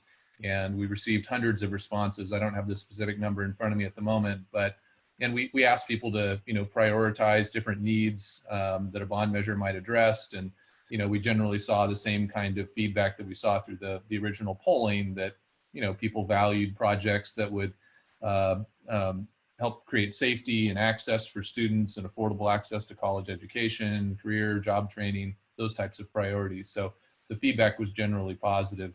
In terms of the cost of the measure, I also just want to remind folks, you know, David stated it earlier, that we're not seeking the maximum.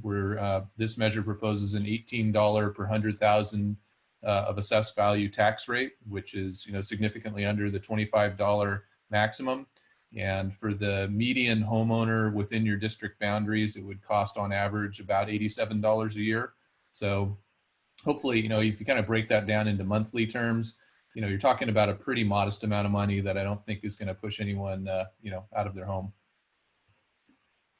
I guess my concern, and you answered it, is that the information we've garnered is not pre-COVID-19, but from people who are suffering through this right now, and yet we're positive. So I don't think we need a motion to ask if we could meet again in 5 days or 7 days, but if we do, I'd make that motion, and if otherwise we can just direct ourselves to do that, I would certainly support that too.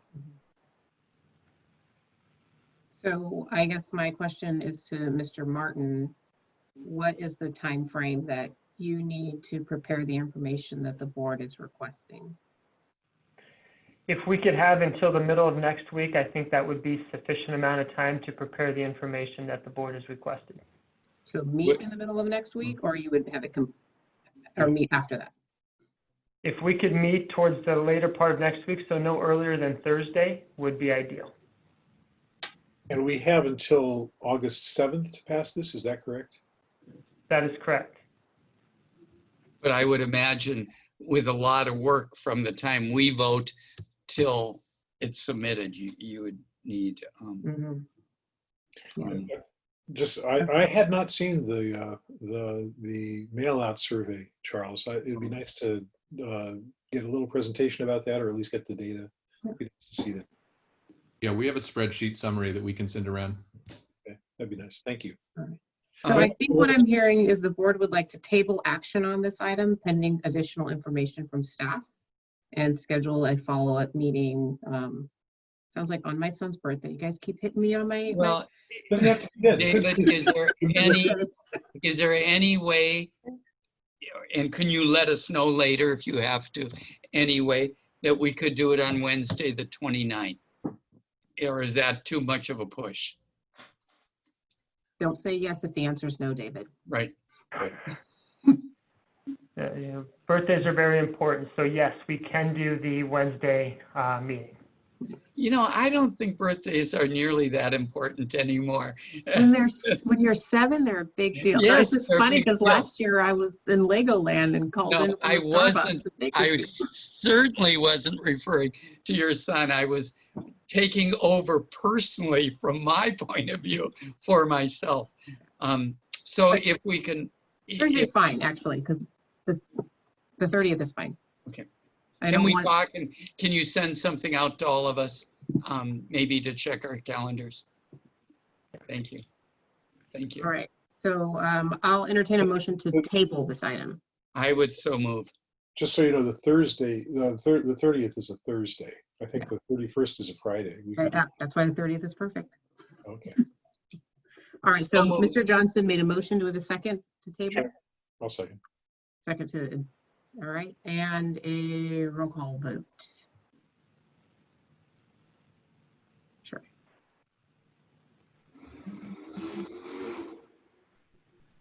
Thank you for your patience. I was just revising the motion to table this item. I will take a roll call vote with Chair Uri Anderson, Yes. Vice Chair Lauren Steck, Yes. Trustee Rosalind Green, Aye. Trustee Marilyn Dunn Gustafson, Aye. Trustee Rick Johnson. Aye. That is unanimous to table this action item. All right, and then we'll get a doodle out for hopefully the next Thursday, sometime on that date. Thank you. All right, so next we are on item 7, trustee and committee comments and reports. 7A is board committee reports. I don't think we have anything new to add to the superintendent president search ad hoc. We haven't met since our last meeting, but we did get a nice report from CCSS on kind of the status of their outreach, and are looking forward to being able to review applications with the committee in the future. And then Trustee Green and Trustee Johnson, do you have any additional comments you wanted to make on the bond ad hoc, or are you guys done? I think that a lot of comments have already been made. So unless Rosalind has something she'd like to add. Thank you. By the way, working with Trustee Green on any kind of an ad hoc is really a pleasure. And it was a nice process. Thank you, Rosalind. Oh, Rick, you know, you're the real true champion. But no, I don't have anything to add. All right, and then the board evaluation and goals ad hoc, Vice Chair Steck or Trustee Green, any additional information you want to share on that ad hoc? We haven't met yet. Have we met? I hope we haven't No, met. you haven't. You have a nice schedule outlined here on the agenda. Yeah. The only thing I was thinking in terms of the timing that when you guys do meet on the 30th, maybe think about some amendment to the final steps related to presentation to the board and adoption, thinking that we know we'll have at least 2 new trustees the time that these goals go into effect, and maybe we want to design our goal calendar to provide them with an opportunity to actually take action on approving the goals for the board. As it is outlined now, it would be this board that would do that. So something to talk about. Yeah, that we did that a couple last time also. Mm-hmm. So, good idea.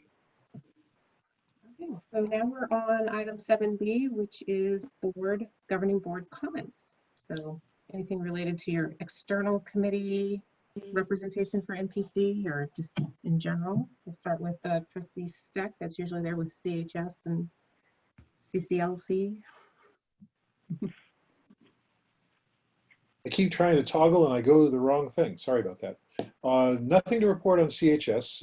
Things are moving along there. As to the Community College League, we are going to be meeting very soon, and I'll have a report after that. The task force on the funding formula, of course, I told you last time, has kind of broadened its purview to concerns about essentially financing in general, the funding in general of the system. And I believe I told you last time we were quite happy with the results that came out of the compromise between the governor and the legislature. We were heavily lobbying for various items, and they pretty much all came to fruition. So that was pretty exciting. But that's maybe old news if I told you about it last time. I've lost track. All right. That's it. Anything else you want to share with us? No? Okay. Trustee Johnson, you're unmuted. Thank you. I just a couple of really quick things. One, by the way, is I'm tired of COVID-19. I'd like us to pass a resolution to end that soon. We were sent a film from what KSBW did when Chris Pappas passed away. And if anyone hasn't seen it, I really urge you to. It was just wonderful and so fitting to have a wonderful film for such a incredible person. And I guess the only thing I would say is I'm looking forward to the process moving forward when we're able to really discuss this as far as the field. But if anyone hasn't seen that film, and I'm wondering, David, if it would be possible at all to get that up on our website so that we can share that. And that would be the end of, believe it or not, I am now going to mute myself. Can I just let everyone know that that link is in the board agenda under the moment of silence. It's called KSBW News Report, remembering Chris Pappas. Thank you, Jolene. All right, we'll go with Trustee Green because she's the next one I see on my screen. So on Monday, the Monterey County School Board Association co-facilitated and hosted a workshop on distance learning. It was a really informative, more geared towards the K-12, and I know that it was recorded. So I did have Joreen send out the invitation. I don't know if any of the other trustees were available to attend, but it has been recorded, and Terry James from MCOE will send us a link to the recording fairly soon. And I think that's the only thing I have from any of the committees that I attend. And anything just you want to share? No? Okay. What is the actually? So is there just anything else? Or just, it's your turn. Well, I'll echo what Rick said in regards to Coach and the highlights that we were able to see. That's been his passing has really impacted I know my family directly because I come from a football family, and just the floods of folks that we had on the last meeting to support the naming of the field. It just continues to play over in my head. And then also suddenly losing former Mayor Ralph Rubio, so it's been like a double hit, for me. And even conversing with some of the folks from Fora, and just the thought of, a number of folks that we've been losing. So I just wanted to I think Chris Jr. is still on the line. I wanted to definitely send my my condolences from myself, who you know as Trustee Green, but on behalf of the Haraway family, our heart goes out to your family. And that's it. Thank you. Thank you, Yuri, for pulling that out of me. All right, Trustee Dunn Gustafson. Since I did miss the last meeting, and I'll share a picture with you before I conclude, I just wanted to share that the search committee is absolutely delightful to work with. It's I feel very representational of the campus. And I was very impressed with the way people work together to come out to develop what they wanted to be in the advertising brochure. And so it's a pleasure to work with them, and I wanted to have a chance to share that with you. And then the other thing is I'm just going to show you a picture of why I wasn't with you last week. You see in the background a bridge. I was in Sun River, and that's where I was. So I was with my family, and it was great fun and very special up in Central Oregon. That's it. Thank you. We're glad you got to spend some time with your family. It's really important, especially away. Okay, so I wanted to make sure that any members of the public that are still with us know that this board is taking very seriously the direction that we gave in our last regular meeting related to the policies and administrative procedures on naming. That is very much on David's list of things to do, and I believe that the policy committee of the subcommittee of the board is going to be interactive with him to keep us on the timeline that that we outlined for ourselves. And I wanted to share that I was invited, I don't know if Lauren had some hand in this or not, to serve on a triple CT committee related to diversity, equity, and inclusion. So I will be representing our board on one of the 4 work groups, and I'm on the, I believe, the mission work group. So that'll share what is happening there. But in doing that, it makes me think about the Excellence in Trusteeship program that Trustee Green and I are technically enrolled in. And I know that we have a time period around which that enrollment can be completed, and we've paid money as a district for that to happen, but we haven't necessarily been having the training opportunities that we would have usually had. So I wanted to kind of put it out there to see if staff has had any information about that from the league, or if we could put the question out there about how they're handling that. Oh, it looks like Doreen has an answer. Thank you for asking that question. I did receive an email from the CCLC in regards to the next upcoming trustee conference, which will be held in November. More details are to come. But it's looking like it'll be the weekend before Thanksgiving as they normally have it. And it will be via Zoom. And they'll have the separate workshops along with, so you and Rosalind would be able to attend those workshops. Great.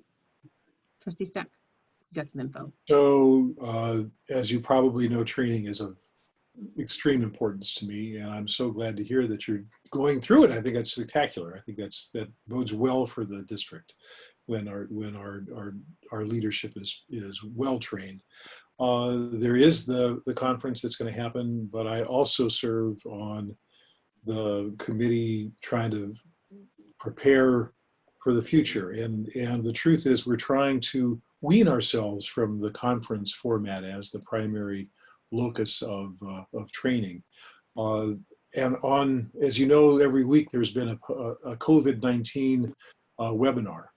And either originally it was going to be on August 13th, now it's going to be on August 20th, is our first attempt to try to provide ETP training via webinar. And the first topic is going to be on the budget. It's not going to be all of the budget, but it'll be and the intention is to have it count for the Excellence in Trusteeship program.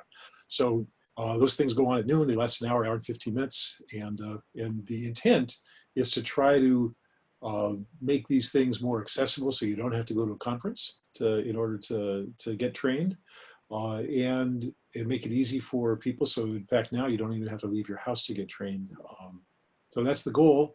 And our first foray into this is going to be either on the 13th or the 20th. I was told the 13th, and then I was told, well, let's push it back to the 20th. But that's where we are. All right. And then I just wanted to say earlier, Mr. Martin mentioned that all of the trustees had individually reached out when what I view as an attack on our international students came. And one, I want to make sure the public knows that that was individual with each other, no Bryan Act violation. But it's really exciting to hear that all of our brains were immediately in the same space of how do we care for our students? How do we make sure our students know that we are looking out for them and we want them to be here? So just wanted to thank my colleagues for being in that space and for being able to, I guess, let David know very clearly where we stood without us having done it in a way that violated the Brown Act. So yes. Just again, I think from all of us wanting to express our appreciation to the staff and the faculty and admin there at the college. You guys are doing a phenomenal job bringing the staff back, making sure that they feel safe, that their needs are addressed, that you're communicating with us about what's going on, that you're making our facilities available to the community in this time of need in ways that we can. Really showing up as a partner in the community, supporting our search committee processes, and just keeping all of this planning. And I think the rigorous goals that this board set for itself this year moving forward, despite COVID-19, I don't feel like we have really missed a beat. So just so appreciative that you guys just keep pushing forward and allowing us to push you forward as well. And it's really a privilege to be working with you and on behalf of our community together. Just feeling very, very happy this evening, and happy that it's 6:16 and the last thing we have to do is advanced planning. And you'll see there, thanks to David and the team for adding this new advanced planning. We mentioned it last time that maybe we'll be putting together some of the topics that will be coming forward. I understand that there still needs to be some organization around the months, but here's some of the things that are on the list for our board to be thinking about and discussing as we move forward. So there's a lot of work to do, and we'll just keep pushing forward. And it looks like we will be adding another meeting to the calendar, and can't wait to see you guys all next week. So with that, I will say this meeting is adjourned at 6:17 p.m. and hope you all get to have a good evening. Stay well, everyone. You too. Yeah. Night, night.